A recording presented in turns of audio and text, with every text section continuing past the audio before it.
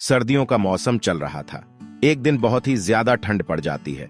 लाडो चिड़िया बोली, अरे बाप रे, आज सुबह इतनी ज्यादा ठंड है। मुझे कुछ तो करना पड़ेगा।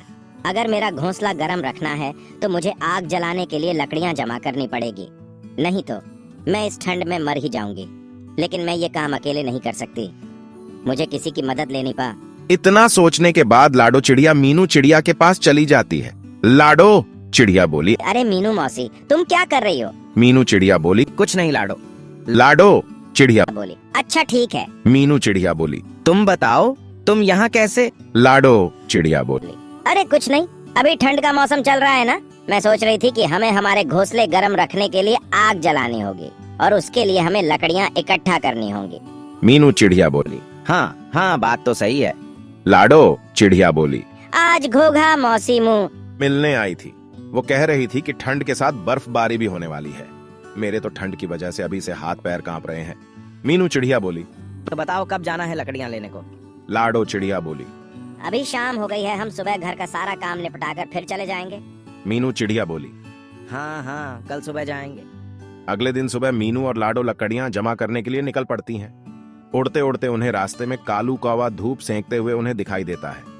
मीनू चिड़िया लाडो चिड़िया से कहती है, देख लाडो, ये आलसी कौवा कैसे मजे में धूप सेंक रहा है। लाडो चिड़िया, जाने दो ना मौसी, हमें क्या करना है, हमें बहुत काम है, हमें चलना चाहिए। मीनू चिड़िया, नहीं लाडो, ये आलसी कौवा ऐसे मजे में सुबह सुबह धूप सेक रहा है, ये मुझसे नहीं देखा जा रहा।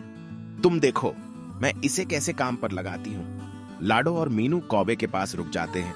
लाडो चिड़िया, मीनू मौसी रहने दो ना, क्यों बेचारे को परेशान कर रही है? मीनू चिड़िया बेचारा, और ये एक नंबर का आलसी और कामचोर है। इतना बोलकर मीनू कालू कौवे के पास चली जाती है। मीनू चिड़िया, अरे कालू कौवे, तुझे कुछ शर्म वर्म है कि नहीं? ऐसे दिन भर बिना काम के कैसे बैठ सकते हो तुम? तुम्हारे हाथ पांव दर्द नहीं करते?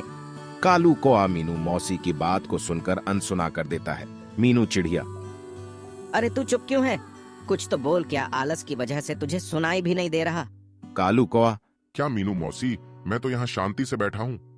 क्या आपको मेरी वजह से कोई तकलीफ हो रही है? अगर आप चाहे तो मैं यहाँ से उठकर कहीं दूर चला जाता हूँ। अरे आलसी कौवे, मुझे मालूम है तू कितना कामचोर है और वैसे भी तुझे कुछ और आता भी नहीं और बस दिन भर आराम से सोता रहता है तू। नहीं नहीं मीनू मौसी, मैं कामचोर नहीं हूँ, मैं कोई भी काम कर सकता हूँ। अच्छा तो ऐसी बात है तो चल मेरे साथ, मैं और लाडो घोंसले गर्म रखने के लिए लकड़ियां जमा करने के लिए जंगल में जा रहे हैं, तू भी चल हमारे साथ। कालू एक भोला कौवा था, वो मीनू मौसी की बातों में आ गया और चल पड़ा उनके साथ। हाँ हाँ चलो, मैं तैयार हूँ। देख ले, तू अभी हाँ बोल रहा है, बीच में काम छोड़कर कहीं भाग तो नहीं जाएगा। अगर तूने ऐसा किया तो मैं तुझे हमारे ग्रुप से निकाल दूंगी, तो बैठे रहना रात में ठंड में ठिठुरते हुए। कालू कौवा, नहीं नहीं मौसी, मैं आ रहा हूँ ना तुम्हारे साथ। लाडो चिड़िया, ये मीनू मौसी भी ना किसी को भी अपनी बातों में फंसा लेती है और अपना काम करवा लेती है। लाडो, मीनू मौसी और कौवा तीनों जंगल की तरफ निकल पड़ते हैं। थोड़ी दूर जाते ही लाडो को जमीन पर कुछ लकड़ियां दिखाई देती हैं। लाडो चिड़िया, चलो हम यहाँ से एक एक लकड़ी उठा लेते हैं। तीनों एक एक लकड़ी उठाकर लाडो चिड़िया की घोंसले की तरफ निकल पड़ते हैं। तीनों लाडो चिड़िया के घोंसले के पास आ जाते हैं। तभी मीनू चिड़िया लाडो से कहती है, लाडो, तुम्हारा घोंसला तो बहुत छोटा है।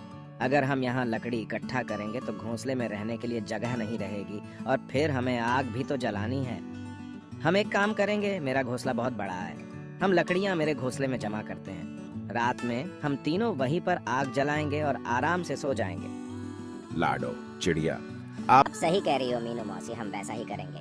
कालू भैया, चलिए हम मीनू मौसी के घोंसले की तरफ चलते हैं। कालू लाडो की हाँ में हाँ मिलाकर पीछे पीछे चल पड़ता है। तीनों मिलकर लकड़ियां मौसी के घोंसले में रख देते हैं। लाडो चिड़िया, चलो हमें और भी लकड़ियां लानी पड़ेगी, ये लकड़ियां तो हमें आग जलाने में कम पड़ जाएगी, हमें कुछ और लकड़ियों की जरूरत पड़ेगी। तभी मीनू चिड़िया पांव में मोच आने का झूठा नाटक करती है। मीनू चिड़िया, अरे बाप रे, हुई माँ, मर गई रे, शायद मेरे पैर में मोच आई है, अब मैं लकड़ियाँ नहीं उठा पाऊंगी। लाडो चिड़िया, कोई बात नहीं मौसी, आप आराम कीजिए, मैं और कालू भैया जाकर लकड़ियाँ जमा कर देंगे। इतना बोलकर लाडो और कालू वहां से लकड़ियां लाने के लिए उड़ जाते हैं। दिन भर दोनों लकड़ियां जमा कर रहे थे। ऐसा करते करते मीनू मौसी के घर में लकड़ियों का ढेर लग जाता है। मीनू चिड़िया, अरे वाह। इसे कहते हैं सुकून की जिंदगी। रात में तीनों मिलकर मौसी के घर आग जला लेते हैं और आराम से सो जाते हैं। जब सुबह हो जाती है, कालू कहता है कि कल तो बहुत अच्छी नींद आई मुझे, लेकिन अब मुझे बहुत ज्यादा भूख लग रही है। लाडो चिड़िया, भूख तो मुझे भी लगी है कालू भैया। देखते हैं मीनू मौसी के घर कुछ खाने के लिए है कि नहीं। लाडो मीनू मौसी से कहती है, अरे मीनू मौसी, हमें बहुत भूख लगी है, आपके पास कुछ खाने को है? मीनू चिड़िया, हाँ हाँ, मेरे पास थोड़ा अनाज बचा है। आखिर तुमने हमारे लिए इतना सारा काम जो किया है। दोनों थोड़ा थोड़ा करके अनाज खा लेते हैं। खाना खाने के बाद लाडो कालू से कहती है, चलो कालू भैया, हमें और लकड़ियां जमा करनी होगी। तभी मौसी उन दोनों को रोक लेती है और कहती है, लाडो, तुम एक काम करो, तुम लकड़ियों के बजाय अनाज जमा करो। घर में सिर्फ थोड़ा ही अनाज